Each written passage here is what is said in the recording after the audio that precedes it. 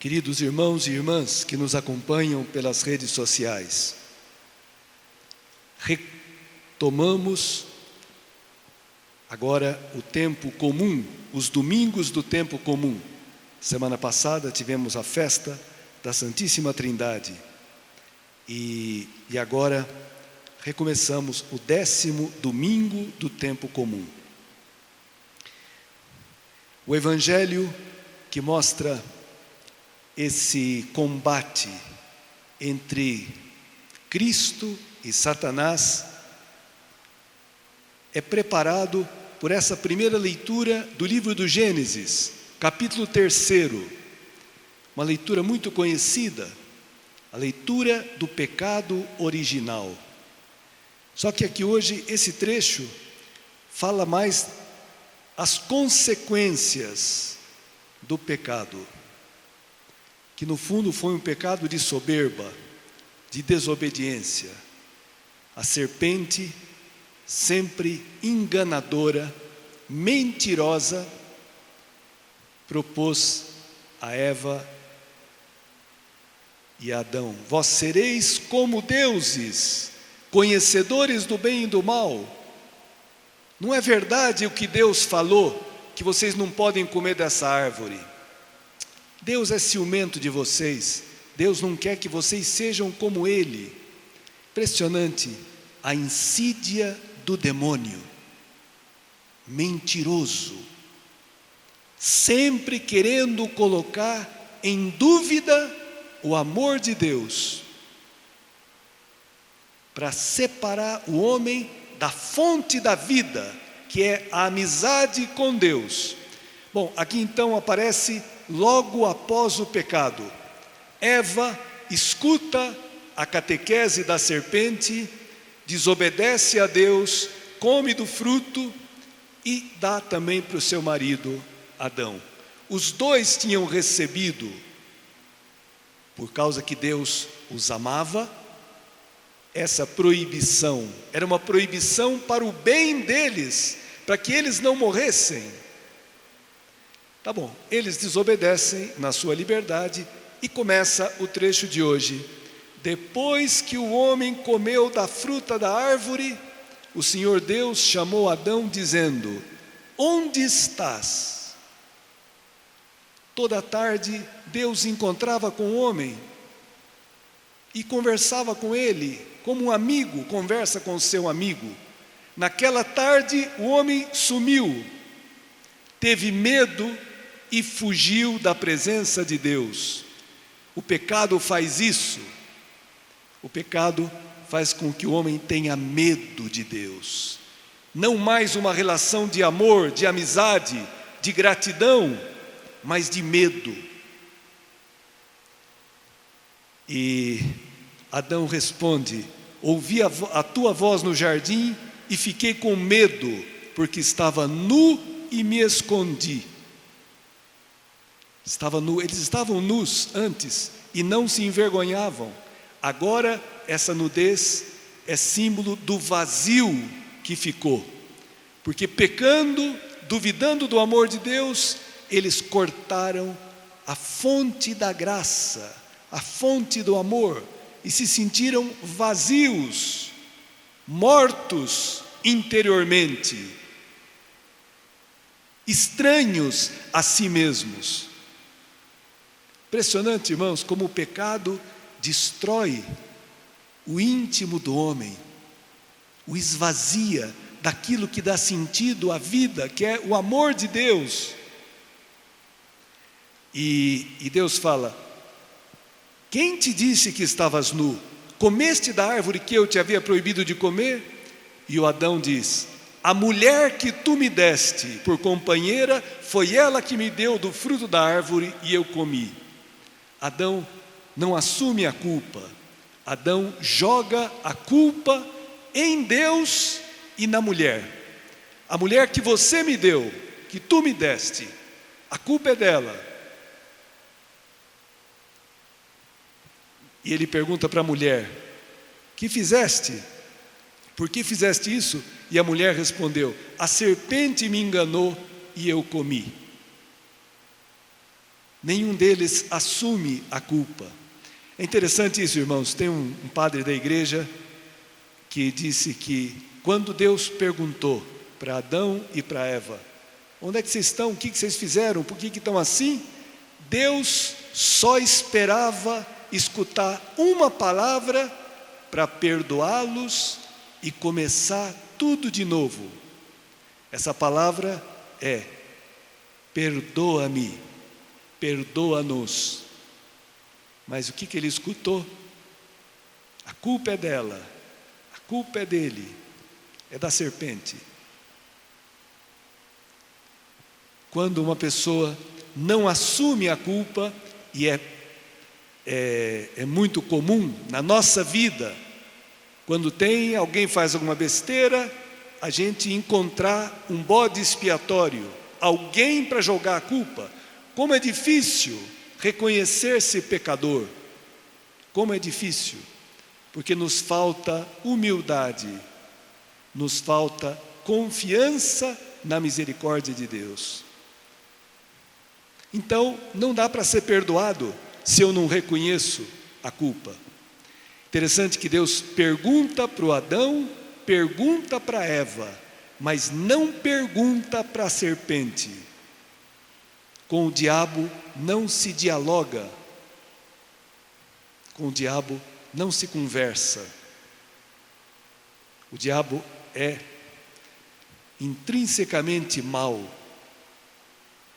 Foi criado um anjo bom, mas que pelo orgulho, não aceitando de ser um anjo, quis ser Deus e perdeu e foi expulso do céu. Tá bom, irmãos?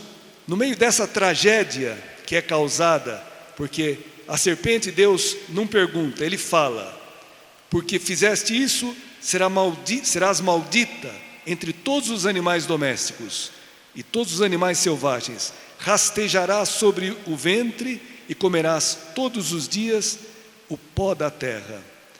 E Deus, irmãos, aqui, olha só como Deus é maravilhoso. Ele não desiste diante da queda da sua criatura, do homem e da mulher. Deus não desiste e faz uma promessa, faz um veredito de condenação da serpente, que já é o chamado proto-evangelho, primeiro evangelho, primeiro anúncio do Salvador. Lá no Gênesis, 3º capítulo, início da Bíblia: porém inimizade entre ti, a serpente, e a mulher, entre a tua descendência e a dela. Esta, a descendência da mulher, te ferirá a cabeça, esmagará a cabeça, e tu lhe ferirás o calcanhar. Ferir a cabeça de uma serpente é fatal. Quem que é a descendência da mulher?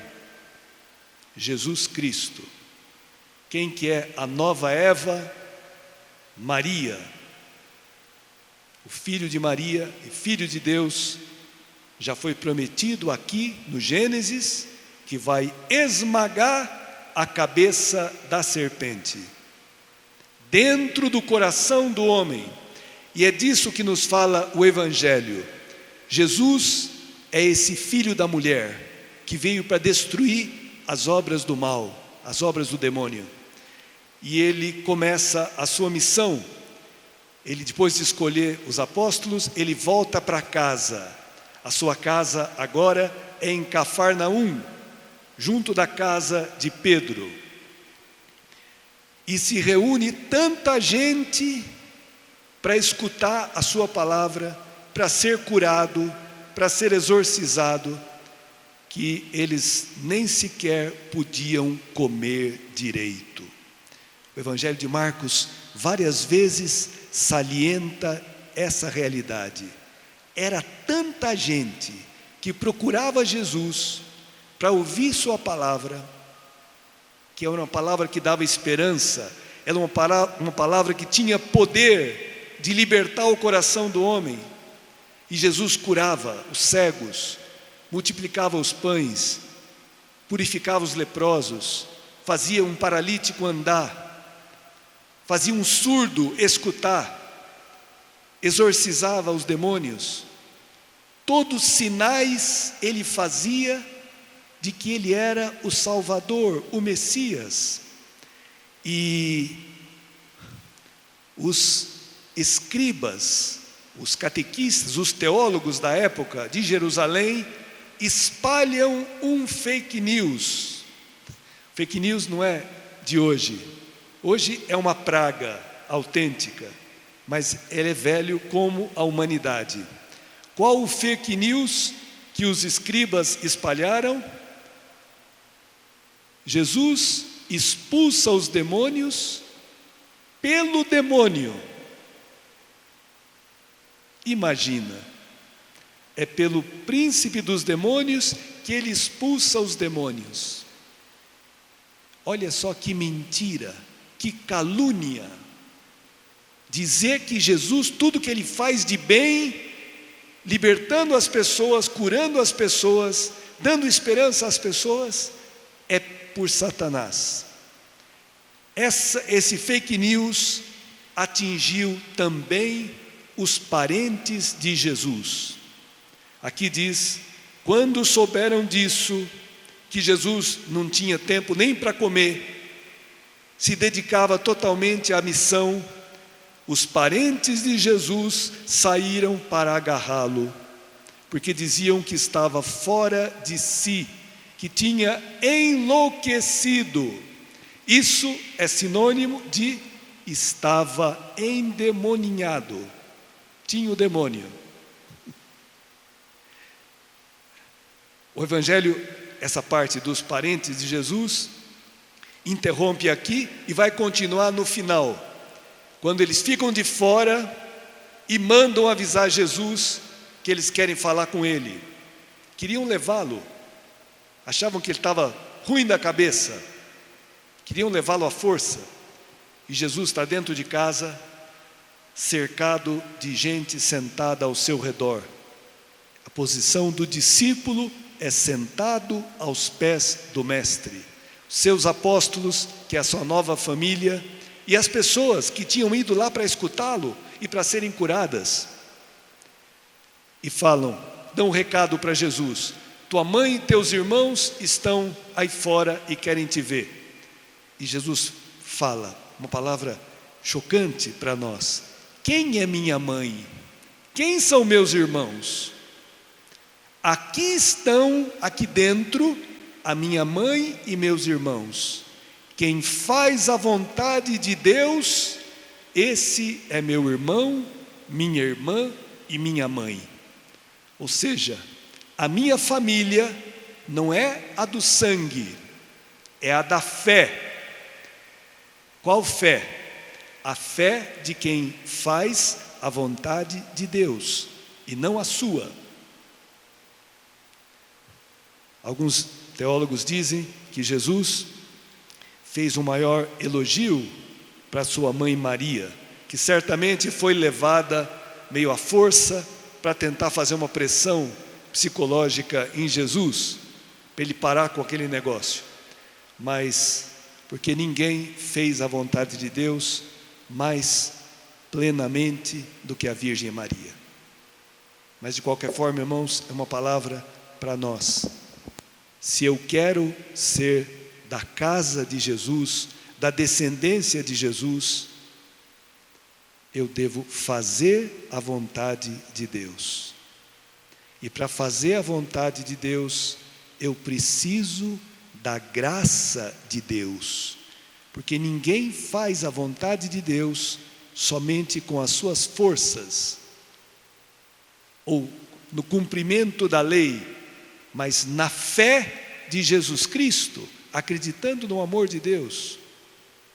Tá bom, mas então, no meio desse evangelho, entre esses dois, esse começo e esse fim, que fala da família, dos parentes de Jesus, está a parte mais importante, onde os mestres da lei fazem essa acusação gravíssima de que é pelo príncipe dos demônios que Jesus expulsa os demônios. E Jesus vai mostrar a falta de lógica dessa afirmação. Ele fala: como é que Satanás pode expulsar Satanás? Se um reino está dividido, ele não subsiste, não se mantém. Se uma casa está dividida, ela não fica de pé, ela cai, ela desmorona. Se é por Satanás, aqui, se Satanás se levanta contra si mesmo e se divide, não poderá sobreviver, mas será destruído. E Cristo usa um exemplo agora muito bonito. Ninguém pode entrar na casa de um homem forte e roubar os seus bens sem primeiro amarrá-lo, dominá-lo. Então ele vai poder roubar os seus bens. Quem que essa casa desse homem forte? Esse homem forte é o demônio, muito forte, muito astuto. Basta a gente ler as notícias de todo dia e a gente vê a força do demônio no coração das pessoas. Eu fico impressionado, irmãos, cada dia vejo a quantidade de crianças abusadas pelo pai, pelo padrasto, pelos parentes. Crianças de 3, 4, 5, 6 anos. Uma coisa absurda, uma coisa diabólica. A quantidade, a frequência disso não se explica só pela maldade humana. Tem que ter uma perversão que faz com que se destrua uma criança, mexendo na sua sexualidade. Os suicídios, a frequência, universitários que de repente não tem um sentido na vida, tem a possibilidade de estudar, mas e se matam. Os atos de violência, os assassinatos, os roubos. Irmãos, só quem é muito cego que não enxerga a ação de Satanás na vida das pessoas. Mas não é só na vida dos outros, é na nossa vida. Quantas vezes nós fazemos o que não queremos? Faço o mal que eu detesto e não faço o bem que eu quero. Então, não sou mais eu que faço, é o pecado que habita em mim. Como que personificado? Todos experimentamos essa força. Mas, irmãos, você quer amar uma pessoa, mas você não suporta os defeitos dela. Você quer perdoar alguém, mas te vem constantemente na lembrança o mal que ela te fez, e você começa a julgá-la, a criticar. Somos assim, irmãos. Tem alguém muito forte que domina a nossa casa, a nossa mente, o nosso coração. Mas atentos, a boa notícia é essa. O centro desse evangelho é esse. Ninguém pode entrar na casa de um homem forte para roubar seus bens sem antes o amarrar. Só depois poderá saquear sua casa. Cristo Jesus é mais forte do que o homem forte. E Ele, com a sua morte na cruz, com a sua ressurreição, amarrou, venceu, destruiu o poder do demônio e saqueou a sua casa, nos tirou da dependência desse maligno, nos libertou. Por isso que o salmo que nós cantamos, Salmo 130, De profundis, em latim, do profundo, clamo a ti, Senhor. Senhor, escuta a minha voz, né? É um salmo maravilhoso. O refrão de hoje dizia: no Senhor toda graça e redenção. no Senhor Jesus, toda misericórdia, todo perdão e toda redenção, todo resgate, toda libertação. O salmista fala: se levares em conta, Senhor, os nossos pecados, quem subsistirá? Quem fica de pé? Se o Senhor levar na ponta do lápis as nossas faltas, nossas desobediências, nossos julgamentos, nossos atos de egoísmo, de orgulho, de avareza, nossa indiferença. Se o Senhor levar em conta os nossos pecados, onde nós vamos parar? Quem nos salvará?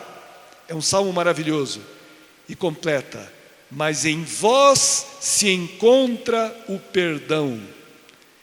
Por isso eu vos temo e em vós espero. Que maravilha, irmãos, que esse Salvador saiba perdoar os pecados e libertar-nos do poder desse homem forte que é o demônio. E por isso que Jesus, ele termina dizendo da gravidade do pecado contra o Espírito Santo. O único pecado que não existe perdão. Não, é um pecado eterno. Por que que esse pecado não tem perdão? Esse pecado que os fariseus, os escribas, estão cometendo pela sua cegueira, pela sua dureza de coração, estão atribuindo ao demônio a ação do Espírito Santo. Estão se fechando à salvação de Deus, recusando, aniquilando a salvação de Cristo. Por isso que é um pecado que não tem perdão, porque eles recusam, eles se fecham, que Deus nos livre desse pecado gravíssimo, que Deus nos dê a graça da humildade, do reconhecimento da nossa miséria, porque, irmãos, existe o perdão. O maior tesouro que está na Igreja Católica é o sacramento do perdão, da reconciliação, que ressuscita quem está morto pelos pecados graves, que nos reconcilia com Deus, que nos devolve a amizade com o Senhor, que nos devolve a capacidade de amar as pessoas como Deus nos ama, que devolve ao nosso coração o sentido da vida, a alegria de viver e a confiança. Olhem, irmãos, que coisa maravilhosa essa segunda leitura, e eu já termino. Como que São Paulo, ele fala que ele, porque acredita, ele fala, ele prega. E o que ele prega? Que aquele que ressuscitou, o Senhor Jesus, nos ressuscitará também com Jesus e nos colocará juntamente ao seu lado, juntamente convosco. Uma esperança maravilhosa, irmãos, a esperança cristã. Nós estamos vivendo num tempo de pandemia, de muitas limitações de todo tipo, limitações de convívio com as pessoas, limitações econômicas por não poder trabalhar direito, limitações na saúde, a apreensão, o cuidado com... Mas olha que leitura maravilhosa. Eu convido depois vocês a lerem em casa, da segunda carta aos Coríntios, o capítulo 4 inteiro. Mas, sobretudo, para que a gente possa meditar essa palavra, né? Nos dá uma esperança grandíssima, quando diz... A tribulação momentânea que nós estamos vivendo não tem proporção com a glória eterna que está preparada para nós. É grande a tribulação, mas a glória é muito maior. Mas nós temos que Porque Deus nos promete que quando essa nossa tenda, esse nosso corpo, for destruído, ou pela Covid, ou pela velhice, ou de outras centenas de doenças que nos assolam sempre, Deus nos dá uma outra morada no céu, que não é obra de mãos humanas, mas que é eterna. Tá bom, então vamos preparar-nos para a comunhão. Vocês comungarão espiritualmente, porque a comunhão é o antídoto contra a morte, é o remédio da imortalidade. Por quê? Porque unir-se a Cristo é unir-se à vida eterna. Estar em comunhão com Cristo é estar em comunhão com o amor de Deus, que é para sempre, que nos dá confiança, sabedoria, humildade, comunhão.